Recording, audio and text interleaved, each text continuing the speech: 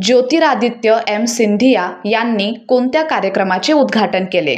या प्रश्नाचं योग्य उत्तर आहे पर्याय क्रमांक बी, सॅटकॉम समिट इंडिया मोबाईल काँग्रेस 2025. केंद्रीय संचार मंत्री ज्योतिरादित्य एम सिंधिया यांनी इंडिया मोबाईल काँग्रेस 2025 म्हणजेच IMC 2025 मध्ये आयोजित सॅटकॉम समिटचे उद्घाटन केले.